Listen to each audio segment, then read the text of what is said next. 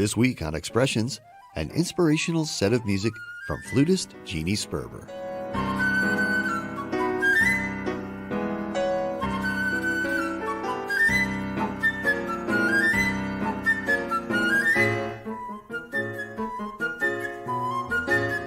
Expressions, Friday, May 13th at 8:30 on WSKG TV and streaming on WSKG.org.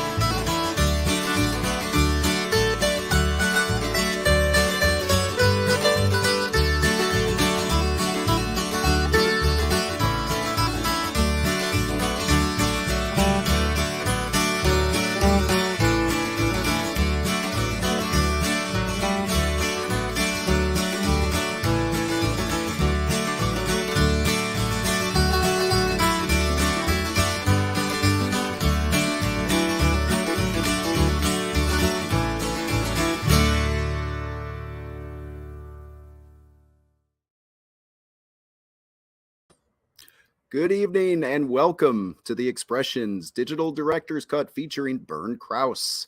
I'm Andy Piak, the show's producer, and I am broadcasting live from Television Production Control here at WSKG's Vestal Studios. Now, if you missed Bernd's recent Expressions episode, you can check it out by visiting wskg.org/expressions. And a link to the program will be posted in the chat box at the conclusion of this event. You can also use this chat box to introduce yourself and let us know where you are tuning in from. And feel free to ask a question about the Expressions program or to Bernd at any point in the next hour, and we will do our best to answer. So if you have had a mountain dulcimer question just eating you from the inside, now is the time it can finally be answered. So let's bring in Bernd right now, live from his workshop right here in Broome County. Welcome to the program, Bernd. Hello, how are you? Hello, thanks for joining us. First of all, can you tell us the reaction? What's the reaction been since we aired the premiere of your episode back on April 8th? I understand that you couldn't even be in town. You had to leave town. You were worried about the reaction. Yeah, I actually watched it myself from the road. We were gone for 4 months traveling around the country, getting away from winter, but got a lot of good comments on it from the dulcimer community especially, and from a lot of players, builders, people who have my instruments. So it was really good. And a lot of great comments on the quality of the program, the filming. Everyone was real happy with it. So it was great. All right. Well, we'll keep you around for the next hour with that compliment. Well, we thank you. And I can tell, like, with working with you and learning more about the dulcimer community, it definitely seems like a tight-knit group. And it's been really interesting to learn a lot about it. So you're broadcasting live from your shop. We filmed an interview with you during that aired on the episode. And so what's cracking in your shop tonight? How many dulcimers are you building just this evening?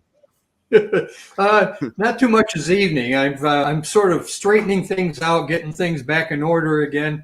From before we left, it was a little crazy here trying to get some instruments finished.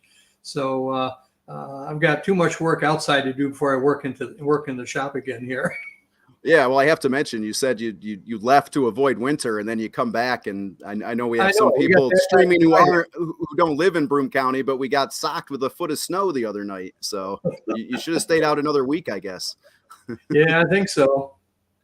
So how big is that shop of yours? When we went to visit, I mean, it's a fairly big size shop. How long have you been working in there?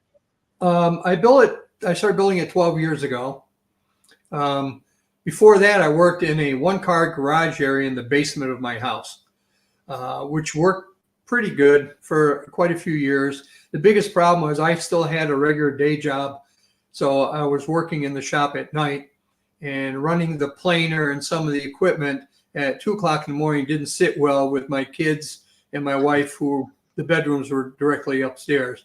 So, and then wood dust all through the house. So I decided to build another building. So what I did was I built a garage. I needed a garage for my vehicles, and I built the shop on the second floor. And it's 26 by 40. And one of the things I wanted to do when I built a shop was I didn't want to be on concrete floors anymore. It's hard on your back, hard on the knees. So I have maple tongue and groove flooring. So I have hardwood floors. It's so comfortable standing because I'm standing pretty much all day when I'm in the shop.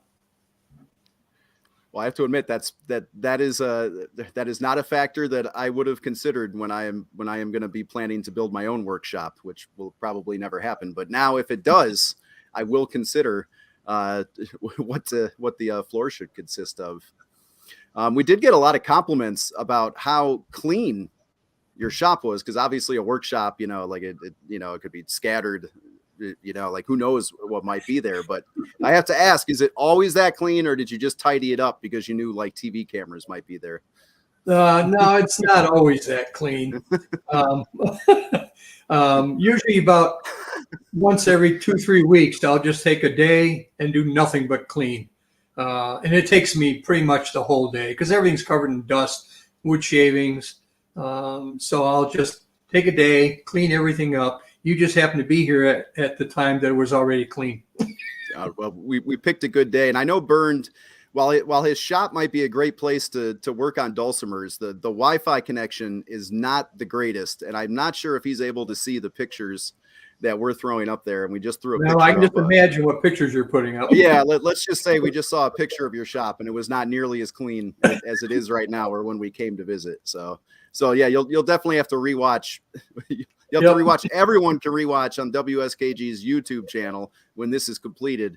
And Bernd will probably be first in line because he's going to want to know what embarrassing pictures we threw up over him that he's not able to see now. Yep. Well, one of our favorite aspects of going over the shop was like just the sheer amount of tools and clamps that you use to build all these dulcimers. You started building these dulcimers, like you said, over 40 years ago. Do you have any? Can you even give an estimate on how many tools you might have in your shop right now? Clamps alone, I probably have over 400, all different sizes, little ones, even clothespins that I use for clamps. And they all have certain job that they do. There's some clamps, they have one job, and that's it. When I first started building, I didn't have any clamps. I didn't have any tools, so I had to buy a lot of the stuff. So over the years, I've accumulated more clamps, thinking I had them all. But last fall, I was in November, December, I was building a guitar, and I needed some special clamps to glue the bridge in. I didn't have them. Right away, I got online, ordered those clamps. So you can never have enough clamps. Clearly, you said you had 400 clamps. I can't imagine that you could have 400 clamps and not have the correct size for any type of job that you need. But that shows you like the clamp industry. It's always going to be. It's never going away. So you said that shop is. Looks like maybe the Wi-Fi gremlins have possibly disconnected Bernd for a little bit. I'm sure we will be getting him back very shortly. So Bernd began building dulcimers back in the early 1980s, and he was inspired by a famous country musician. I believe him and his wife were in Branson, Missouri. Oh, he might be back. Is Bernd back? Okay. Yeah, we lost you for a little. Blank. Don't worry. I feel that's an industry term. It's called filled. And while I might have been slightly panicking inside, I think I did all right. I was talking about how when you first discovered, like you were inspired to build the dulcimer, I believe on a trip to Branson, Missouri. Is that correct? No, actually, I was. We were living in Rochester at the time, and we went to. It was our first wedding anniversary. We went to see Dolly Parton in concert, and she was playing one. And my wife said, I would love one of those instruments. It looks so easy to play. And I had gone to all the music stores at the time. None of them had it, any dulcimer. Some of them looked at me like, what's a dulcimer? So back then there was no internet. We're talking 1977. And so I went to the library to find out some more information about the instrument itself. I happened to come across a book on how to build them, and I decided, well, if I can't find any, I'll build one. And here you are 40 years later, still building them. Yep. How well were you happy with that first one? And we did kind of go over all this in the episode, so I encourage everyone to check out the episode. I still have it. It still sounds good. It's still all together, all in one piece. It hasn't fallen apart or anything. So I was real happy. I had a blast building it. My wife, of course, rolled her eyes. I hadn't done any woodworking, before that, really. Had no tools. We lived in an apartment. I soaked the sides in the bathtub and wood shavings around the apartment for a while. But I finished it, had a blast, decided to build one for our niece for a Christmas present that year. And then next door neighbor said, I think my daughters might like one. So I built one for him and just went from there. And it's just kept going. How many have you built? This has been a point of contention here at the station. I have a weird numbering system. It's not a 1, 2, 3 numerical system. I have the date sort of in with it. And but I was going through again the other night, and total instruments is just shy of 400. That includes everything. I mean, I build cigar box guitars, I build kalimbas, I build other instruments, guitars and ukuleles and things. And there's some of my kalimbas that I build. And but with dulcimers, it's just shy of 300 dulcimers. Okay. So and it was like 9 years during all this time because of kids' events at school and work and everything else going on, just life in general, where there was 9 years where I didn't build any instruments at all. So during that whole time. How long did it take you to build the first one and compare that to putting one together now? I never kept track of the actual hours, but it took me a couple months actually. The wood I had to put in a form and let it dry for like a week to hold shape. Now I don't have to do that. I have a totally different method. I think you showed it on the first program. I bend it on a hot pipe, and it's pretty much dry when I'm done with it, so it's ready to use right away. So, but generally on a dulcimer, I'll spend 40, 45, 50 hours on one, all the way up to over 100 hours on some models. That's really cool. Yeah, we're seeing some of the B-roll now of you. Yeah, I see the bending iron there. Oh, now you're able to. Okay, so now you're able to. You must have paid your Wi-Fi bill just between now and when we started. Now you're even able to see a little bit more. That's great. That's great. But yeah, no, it was a lot of fun to visit that shop. We interviewed you in 2 locations. I mean, that's how important this episode was. Anyway, well, let's get to I mean, you're not a builder of stringed instruments. You are a luthier, correct? I am pronouncing that correctly? Yeah, luthier, which is a builder of string instruments. Which, well, just a fancy name. I mean, it goes back to the day when they were building lutes. The person who built the lute was a luthier. And lutes and violins and other string instruments. So now it encompasses anybody who builds string instruments. Now, do you have like a card or something as like an official luthier, so you can, or is there like a special knock, like when you go to conventions or get together with other luthiers, or is it just the Hawaiian shirt? It's a Hawaiian shirt. Everyone, and I don't even know where that started. I started going to a couple of the conventions a long time ago, back in the early 80s, and they have a convention every couple of years, and the builders would get together, and everyone was wearing Hawaiian shirts. As a matter of fact, they even had someone there selling Hawaiian shirts to the luthiers if they forgot theirs at home, if they didn't bring any. And the price for anyone who wanted to buy the shirt was one price. If you were a luthier and they had to buy a shirt because you forgot yours, the price was double.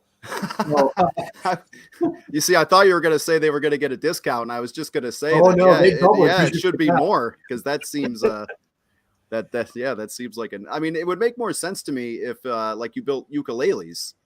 Oh yeah, and you wore the Hawaiian shirts, because that obviously is synonymous with Hawaii. But But yeah, you kept showing up to these interviews, and then the performance in these Hawaiian shirts, and I'm like, what? Like, but so that's really interesting. And yeah, it's kind of funny that no one really knows how it got started, huh? Yeah, I know. It just sort of happened, and so now I wear it wherever I go. If I'm playing somewhere, even I wear my Hawaiian shirt. So we had to check. I mean, this show does give you a behind the scenes look at at how TV and these shows are produced. And Bernd and I were on earlier just to make sure that everything was working and his shop looked nice, and he wasn't wearing a Hawaiian shirt. And then me and our Alyssa, who's helping out on the back end, we had to make sure, like, you're going to wear a Hawaiian shirt, right? I mean, come on. I mean, you'd probably be kicked out of the guild if you did. So now, an interesting, like you mentioned, the Dolly Parton story, there is an interesting, like, epilogue to that story. Didn't you end up building a dulcimer for Dolly Parton? Yeah. I told that story. People ask me all the time, how'd you get into building dulcimers? And I tell them that story, that we saw Dolly Parton play and everything else. And I always said that someday I would love to be able to build her one, and this is when I was first building. And it was probably about 6 years later, I get a call, and a gentleman with a heavy Southern drawl said he was Dolly's manager, and said that Dolly would like one of my dulcimers. And I thought it was a joke. Someone was playing on me. I didn't think that was real. And so I called the local country station, asked if Dolly was coming to town, and they knew nothing about it. So I was convinced it was a joke. But then I found out, yeah, she was coming to town. It was going to be a few weeks later. They just hadn't announced it yet for ticket sales. And she was going to be picking it up right here in Binghamton. So my wife took a day off of work. So did I. Took the kids out of school. And we went down to Binghamton and spent the afternoon with Dolly. There, yeah. Are you able to see that? We just have a picture up of you and Dolly. That's great. Well, so how did she find out that you were making these? Like, were you somehow work out to her? I don't know how. I didn't ask at the time how. I was going to say, I mean, you don't seem like the type of person who would be like sending letters or whatever to Dolly Parton, like, hey, I can build one for you. So it just I know. Must have been word. What must have just been word of mouth. That's really cool. How about is Dolly the only famous musician that you built instruments for? Or? Well, you mentioned I don't call somebody, but there was a country singer, Clint Black, who was playing a guitar. He played Gibson jumbo guitar, big country western guitar, and which is what I build too. And I said, my guitar sounds better than what he's playing. So I actually called his manager. I found his manager's name. I called up his manager and said, I have a guitar that same size and everything else that he plays, but I think he'll like mine better. And I never heard anything back. I was out mowing the lawn one day. I came in to get something to drink. Phone rings, and it's his manager.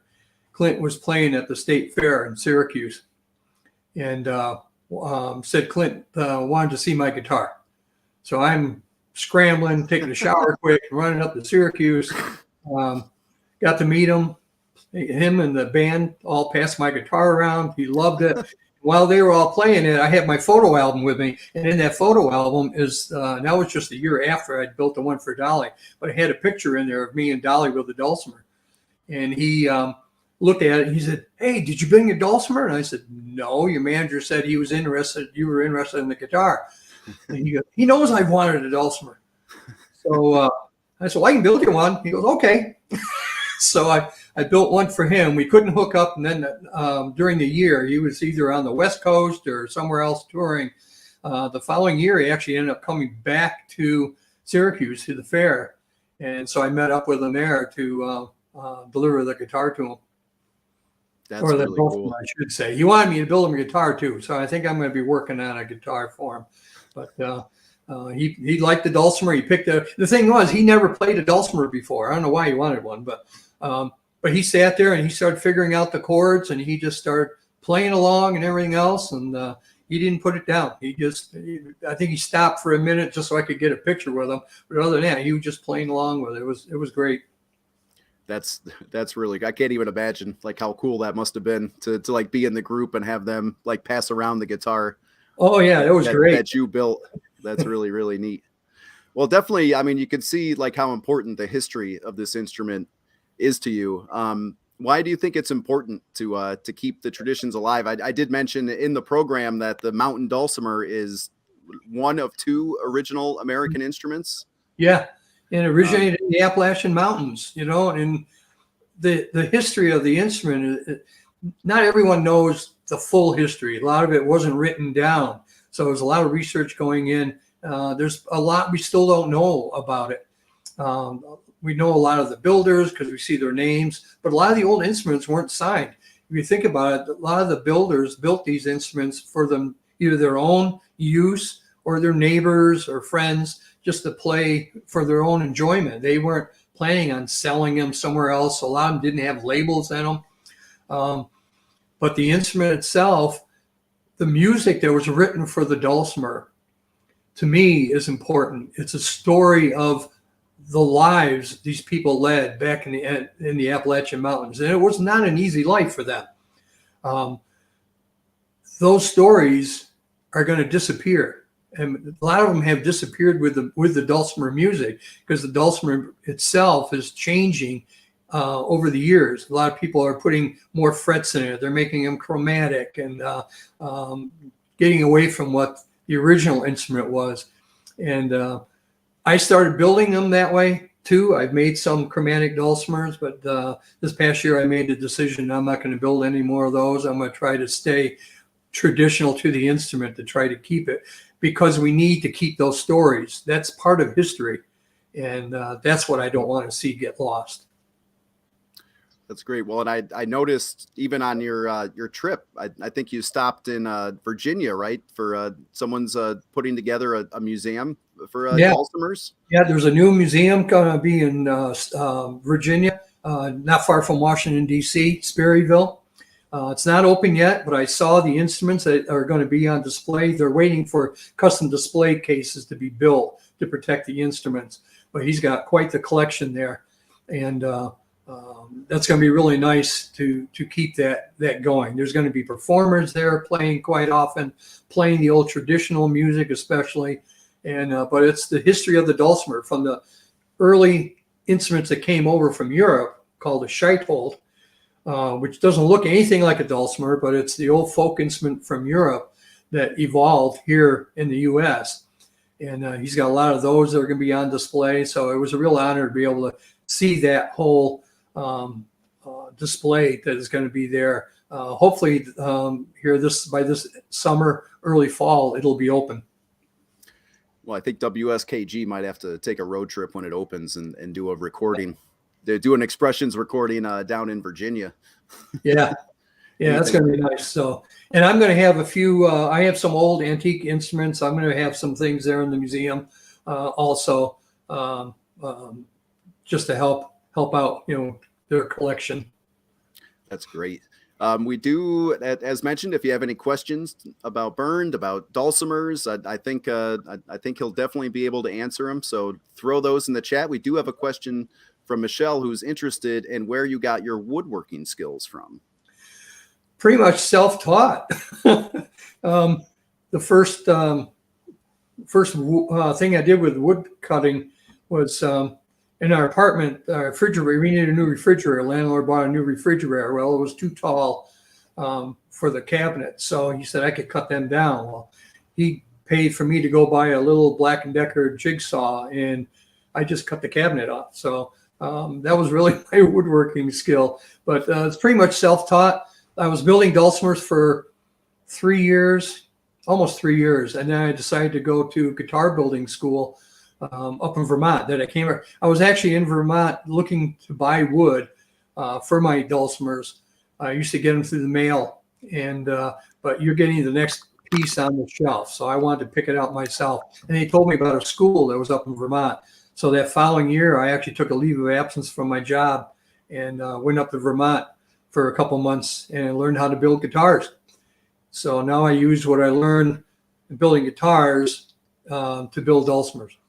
Yeah, there's a good section about the guitar building school in the episode. That looked like quite the boot camp for guitar. Yeah, there was no we had no radio. it was way out in the middle of nowhere. They only took 8 students, and we had no radio, no TV. We had our cassettes to listen to music, and all day, every day, 7 days a week, that's all we did. We were in the shop building. So we were really immersed for that entire time, which was great time. I was going to say, was that more than you thought it would be, or did you not even want to come back home when the 2 months was up? Oh, I mean, but besides missing your family, I actually had to leave a couple days early to go to my brother's wedding in Dallas. Talk about culture shock. yeah, to go from the to Dallas. Did he get a nice guitar for his wedding present? No, he got a dulcimer. So, Bernd, we first interviewed you for the program, I believe it was last summer. We interviewed you at the Robertson Museum and Science Center right here in Binghamton because of an exhibit that you put together with all your dulcimers. Can you tell? I'm sure a lot of the people watching today, especially if they're local, probably check that out. Can you tell me how that came about? Quite a few years ago, I was trying to think of that. I have the poster still. I have to look it up. I did a little short program at Barnes & Noble before Barnes & Noble went to their new location over there when they were still in the plaza. And Connie Barnes, who was one of the assistant managers there at the time, she had me come in and do a program. Well, she remembered me from that. I ran into her a few years back, and she said, "Oh, I would love to have you do something through the Broome County Council of the Arts." And so I was all set up to do have this display at their gallery in downtown Binghamton. And then there was an issue with the building, and they had to close that down. And I thought maybe it wasn't going to happen, but Roberson stepped up and said that we could use that space, which was great. I mean, that was, to be at Roberson was really nice. I mean, I used to go to summer art classes when I was like 12 years old at Roberson.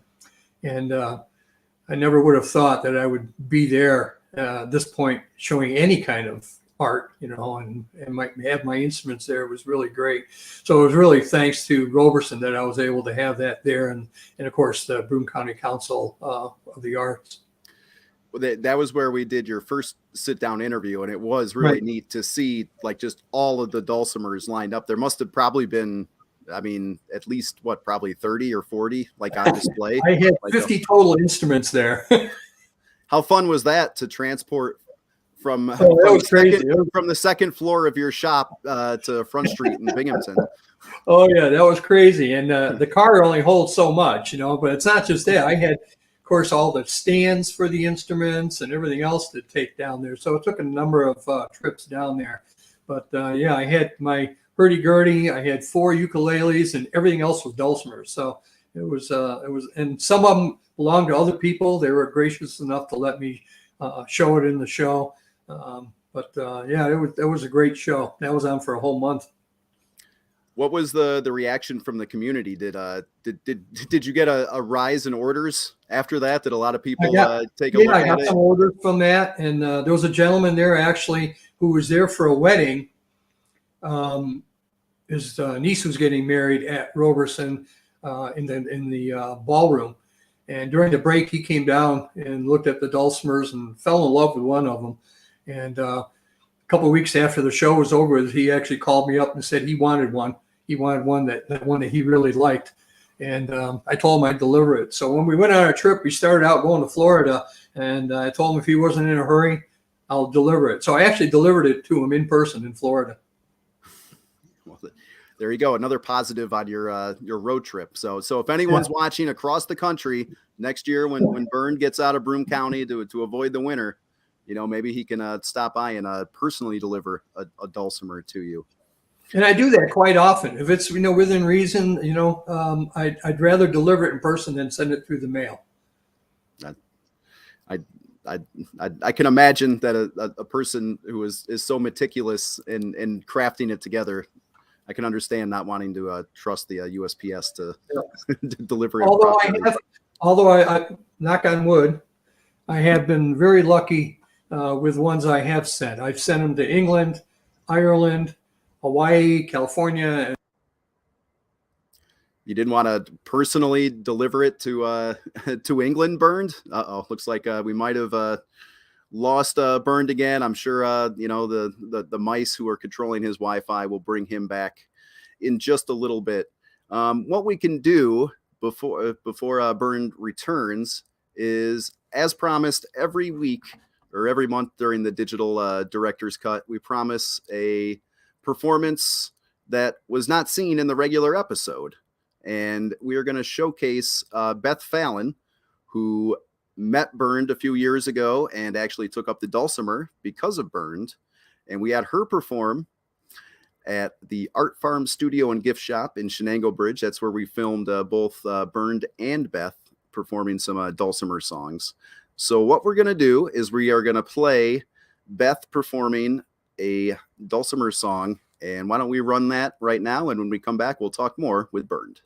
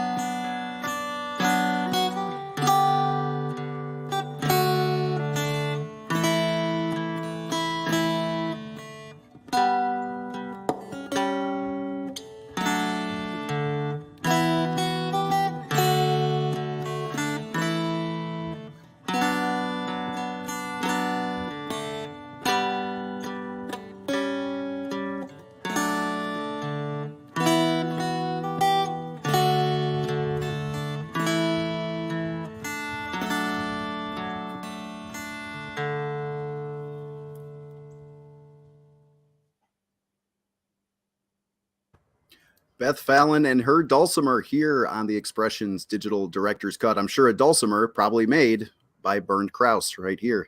Yep. And of course, that was I Can't Help Falling in Love with You, made famous back in 1961 by Elvis Presley. Now, I have a trivia question for everyone out there. Can anyone tell me what album that song originally appeared on? And hopefully I'll remember to give the answer later in the program, but feel free to throw your answers in the chat until then. So 1961 album from Elvis Presley. Thank you very much. All right, let's catch up on some questions here in the chat. Tanya has a question. This sounds like it might be some inside baseball, Bernd, but she's wondering, who do you think will learn the business, Franklin or Eric? Who will what? She asked, who do you think will learn the business? And then in parentheses, Franklin or Eric. I have to admit, I don't really know what that question means. So hopefully it was appropriate for me to ask. Probably neither one. Eric is my son. Actually, he lives next door, but with 3 kids, he's really busy between work and everything else. And I understand. I know how it was when I was building too. He comes with me to some shows. Franklin is his son, so my grandson. He's only 4, so I'm not sure if he's going to be building dulcimers real soon. Well, you never know. You need an apprentice. You never know. You always, it's like the Jedi. There always needs to be, the master and the apprentice. Yep. Another question we have from an old friend of the station, Barb. Would you talk about the various dulcimers that you make? And she put out examples: the resonators, backpack, travel, etc. So I mean, you obviously don't just make one standard size or style of dulcimer. No, I make the standard what people would think of a dulcimer hourglass, which is this one right here, shape. That's my standard one. The one next to it is my resonator one. And that came about because the problem with the dulcimer is it's not very loud. When you're playing with other instruments, it's very hard to hear sometimes. And so I wanted an instrument that would project the sound more, which a resonator does. There's a spun aluminum cone in there and it acts like a speaker basically. So you don't even have to plug it in and it's loud. So I build the resonators. My backpacker one is just a small dulcimer. It's only 16 inches long. And really that came about because I didn't want to waste wood. I have two big pieces of wood that are glued together. And the cutout for the dulcimer, there's pieces on both sides are left over. And I actually put those together and it makes a small dulcimer. So that's my backpacker dulcimer. And but then I also build the replicas of the original dulcimers. I have a couple original historic instruments and I build exact replicas of those for people who want something that original to play with. Beth would like to know if you have any festivals or shows planned for this year. Unfortunately, a lot of the festivals are still on Zoom with the COVID and everything else. Some of them are starting to come back again. The only one I have planned, I'll be in Newark Valley at the Apple Festival. That's the first show I ever did. And this will be my 29th year at that festival. So that one I will always go to. As long as they keep wanting me there, I'll go. As long as they keep growing apples in Newark Valley, Bernd will be there with his dulcimers. And then in October, there's a luthier's exhibit. It's a luthier's invitational in Woodstock. And there's builders from around the world there. And probably 95% are guitar builders. There'll be a couple of ukulele builders. And I'll be the only dulcimer builder there. You'll be the only Hawaiian shirt. What type of shirts do the guitar players wear? A lot of them wear Hawaiian shirts. So that'll be, and that was quite an honor because that's an invitation only. And so I got invited. I've been invited a couple times now, and so that's really a prestigious show, and glad to be part of that. Well, we know that a maker of stringed instruments is called a luthier. We have a question from Eric, wondering what a dulcimer player is called. Is he just called a dulcimist, or is it just a dulcimer player? I mean, obviously, yes, a dulcimer player, dulcimerist, and some people would say they're crazy, but. So again, if you have any questions. Okay, Nancy does have a question. You showed a quarting dulcimer, probably in one of the pictures that we showed. Could Bernd explain how that is used? A quarting dulcimer. Quarting dulcimer is actually a dulcimer. It's a dulcimer made to be played by two people, and basically it's like this dulcimer here and another one put together with it. So it's double wide, played on the lap between two people facing each other. So they can both play. And the story behind that was back in the day that a couple that were courting could go off by themselves with the dulcimer. And as long as the sound of music was heard, they didn't need a chaperone. So it's not as popular as it used to be.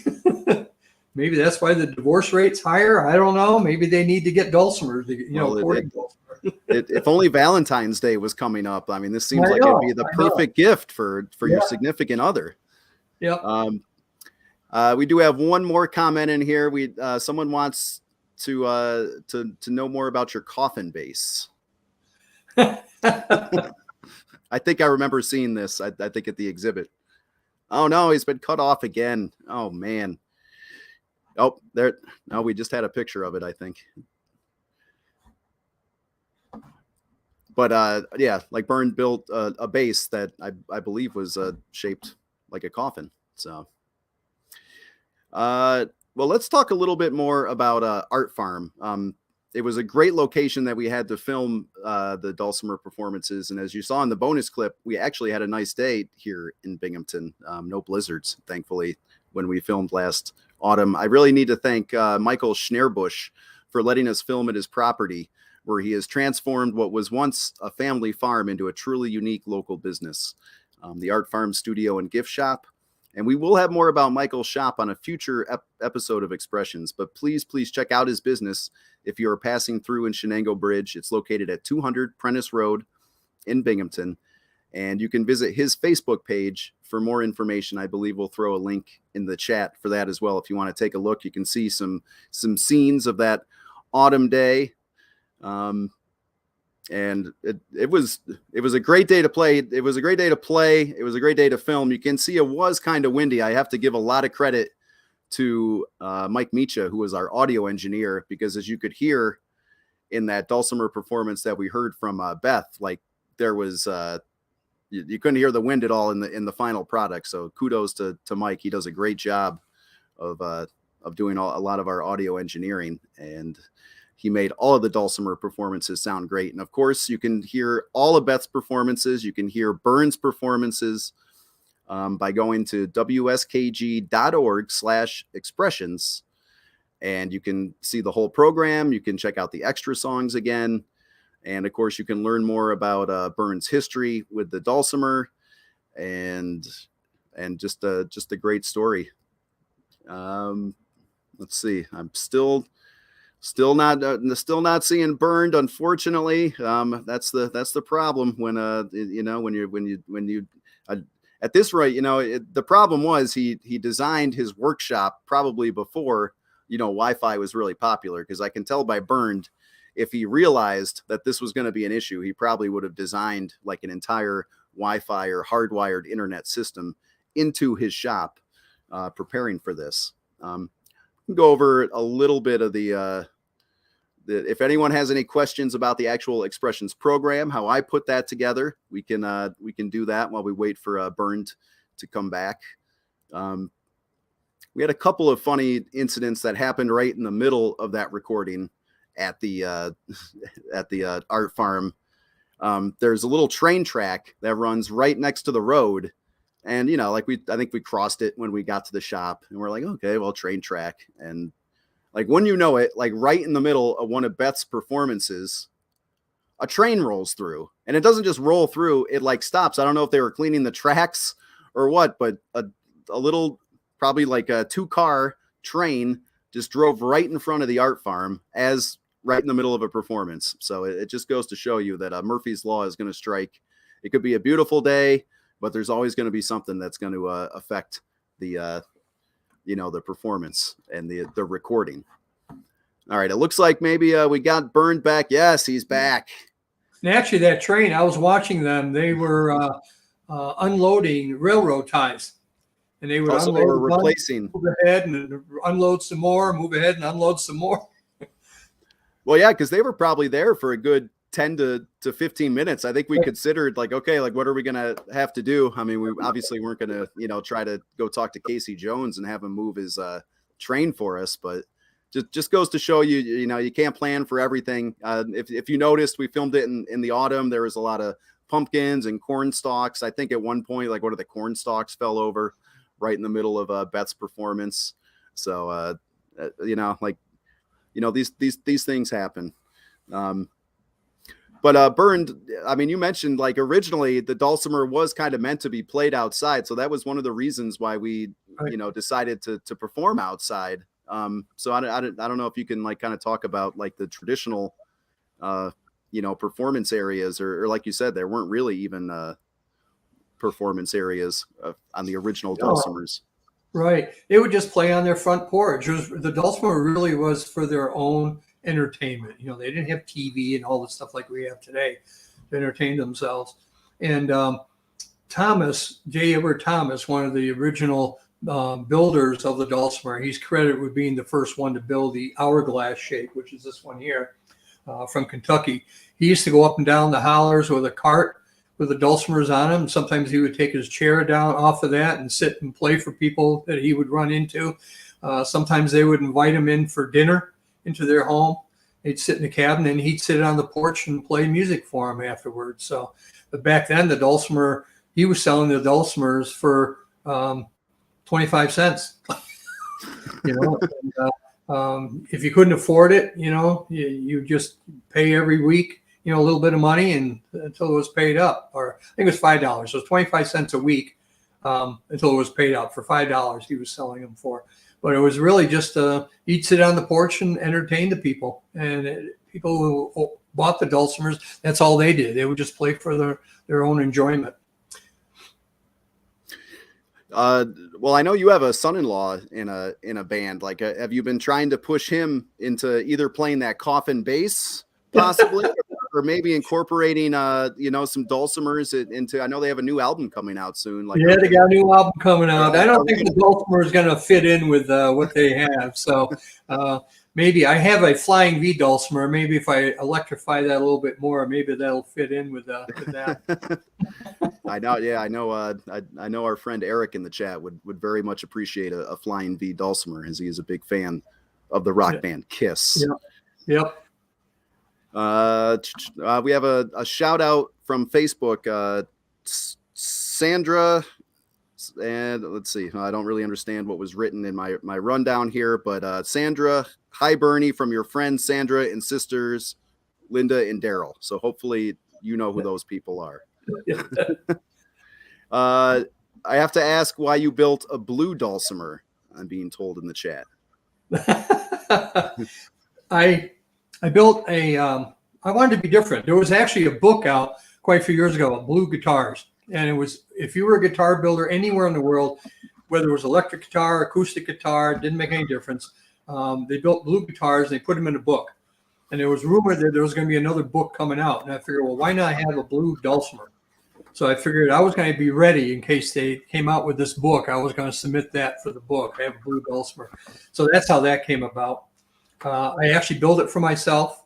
I take it to shows. It's a good attracts people to my table. But the dulcimer ended up going to England. A gentleman over there really wanted it. I didn't want to sell it, but I ended up selling it to him. But it's going to a good home. He's playing it quite regularly, and I get notes from him every once in a while, and he loves it. Well, we have a first on the Expressions Digital Director's Cut. I know your Wi-Fi, you might not be able to see it, but thanks to Director of Development here at WSKG, John Bell, I've been given my own Hawaiian shirt. So for the remainder of the program, and I know I'm not a luthier, but I figure producing this program and getting this information out to the public, maybe I can be granted luthier membership just for the remainder of this program. It's not nearly as loud as yours, unfortunately, but we'll work on that. I do remember to give the question. I believe we did have someone who I'm sure probably checked on the internet. The Elvis album was Blue Hawaii, so fitting in perfectly with our Hawaiian shirts right now. Good. So you've kind of mentioned, obviously you don't just build dulcimers. You've kind of mentioned some of the other stringed instruments that you built. Right. It does look more like an inmate shirt right now. All anyone's seen is orange here. I'll stand up a little bit. There's the Hawaiian part right there. But so yeah, just tell us a little bit about the other instruments that you built. Yeah, I'm always interested in building something new. I started building cigar box guitars a while back too. They've been a lot of fun. They have pickups in them. I build a stick dulcimer. I'm just experimenting with it. I started building. Of course, I built guitars. I built a couple banjo. I built one banjo. I want to build another one. Quite a few years ago, I built one. I built a couple mandolins. I started building ukuleles here a number of years ago, just for something different. And again, I have a lot of smaller pieces of wood that aren't big enough for a dulcimer. What can I use it for? So I decided to build ukuleles. So I've been building ukuleles for a while now too. They've been a lot of fun. And but I build, mostly dulcimers still. I still like building them. Every once in a while, I want to build something different. You'll see the one on the end here. That one's about as different as you can get. It's just a raw piece of wood, has a little bark on it still, has a natural knot hole for the sound hole on it. So I'll experiment with a lot of different styles. Well, I remember seeing at the exhibit and it was encased in glass. So I knew that this one must be like really important. Was the hurdy-gurdy that you built? That was probably my most challenging project ever. Yeah, look at I'm that. glad I didn't. We have a picture of it up now. I don't know if you can see it. But great. Many times during the construction of that, I walked away a couple days or a week, saying, "What was I thinking?" And I'm glad I didn't start it 10 years ago, because it probably still wouldn't be finished. So it took pretty much everything I knew in building all these years to build that. And with the help of a lot of people online, which has been great. Most of the builders are in Europe. Most of the players are in Europe. So I was in communication with a lot of the people in Europe, asking them, a couple questions that I had about this part or that part. And but that took me 11 months to build. And that year, I built one dulcimer that year when I built that hurdy-gurdy. All the rest of the time was building that one instrument. There's over 1,000 hours I put into that. Yeah, just looking at it right there, it looks so much more complicated than the dulcimer. It's a complicated instrument. So I'm assuming you're not going to be building another one of those anytime soon. When I finished that, I said, "That's it. I'm not building another one. I'll build another one." I'm already planning another one. So my daughter wants one. She thought she was getting that one, but. She'll get the better one. Probably the second one will be a lot easier to build than the first one. Yep. Well, I know you also built instruments for a couple months ago. We had an Expressions episode featuring Samite, the great African folk musician. And I know you built some instruments for him. And diehard viewers of Expressions will know that this was not your first appearance on this season of Expressions. Hopefully we can get this photo up. And yes, right there, the back of your head was showcased as an audience member for Samite's performance. Unfortunately for you, you were in front of the one camera that we just programmed to move back and forth. And that's the camera that I used when I had nothing else to go to, which happens more often than you want to think. So So we definitely featured the back of your head, but you framed it up perfectly, so we thank you for that. Can you tell us how you've helped out Samite?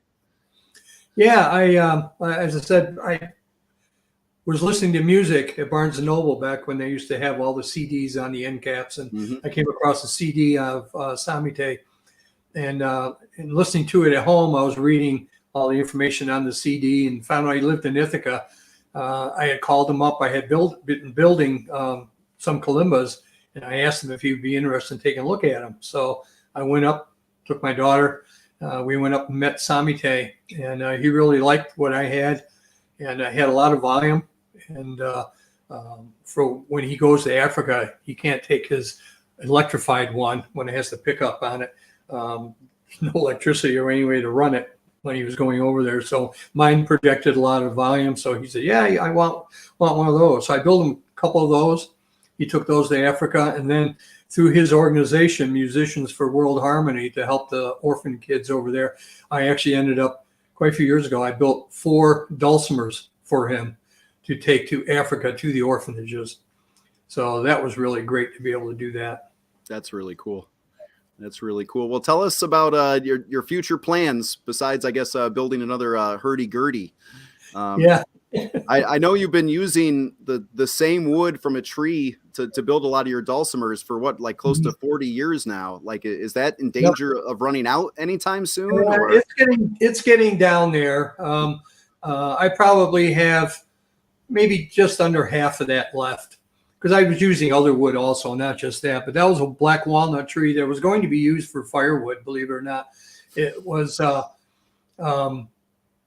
pretty good sized tree, and 26 foot straight. It was hit by lightning. The gentleman had already topped it and was burning that when I came across him, and he left the tree standing on the trunk, put plastic over the top so it wouldn't rot it out, and he was planning on using that for firewood.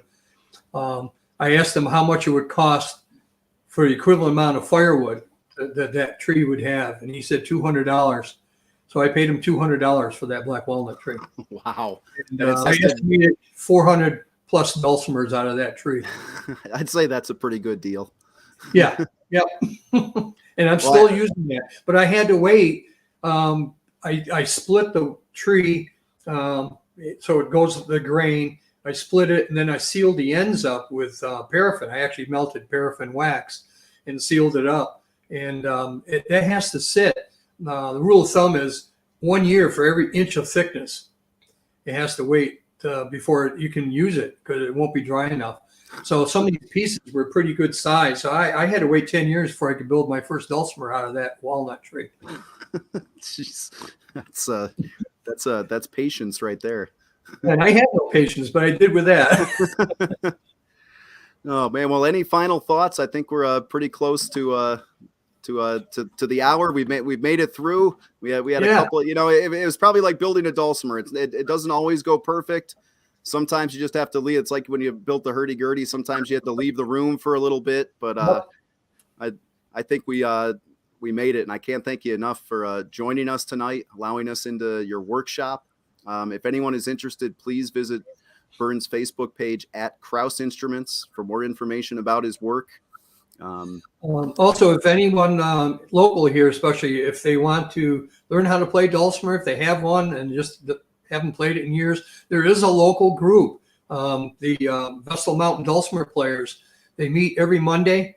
They play locally. They've done a lot playing at Mercy House. They play at senior citizen homes. They played at Roberson during the Christmas holiday, Porch Fest. But it's a great group. Beginners, all levels. Check them out. They're on Facebook. It's the Vestal Mountain Dulcimer Players. And Beth and I are both in that group. So there's a lot of other people in there. It's a fun group. Well, thank you for mentioning that. I was going to bring that up at some point. And, we do have one more question. And Michelle is wondering if different wood delivers different sounds. Yeah, it does. I use a lot of my tops of the dulcimer. I use Sitka spruce, which I use a lot for guitars. Most guitars are Sitka spruce or cedar top, and it does soften it up a little bit over the all walnut. Maple has a little different sound to it also. It's not a bad sound. It's just a little bit different. Some of them may have a little bit more sustain than others. Some are a little brighter. I started using Red Heart, which is that picture of the hurdy-gurdy that was out of Red Heart, and it's a bright red color. It grows in southern Mexico, Central America, and that was a really bright wood. Nice sound out of it. It really surprised me when I started using that, so I've been using that quite often now for that. But walnut it's a traditional wood. It has a very nice sound to it, but different woods do change. These are the things that you realize after building dulcimers for 40 years. Wood, the correct wood matters. Also remind everyone that they can check out Bernd's and Beth's Expressions episode by visiting wskg.org/expressions. And a link is going to be provided in the chat for that if you want to follow that. If you listen to podcasts, check out the Expressions Director's Cut podcast. This month's episode features all of Beth and Bernd's performances, plus some of the interview that we recorded at the Roberson Museum and Science Center. And you can find this on many of your favorite podcast platforms, or visit yourpublicradio.org to learn more. And again, a link to that is being shared in the chat. I want to thank Alyssa Micha and Patrick Holmes for their great behind-the-scenes help tonight. And this event will be archived and available to view on WSKG's YouTube channel. So thank you so much for checking out the Expressions Digital Director's Cut. Bernd, thank you again. And we will see everyone again soon. We'll see you next month. Until then, this is Andy Piak. Good night.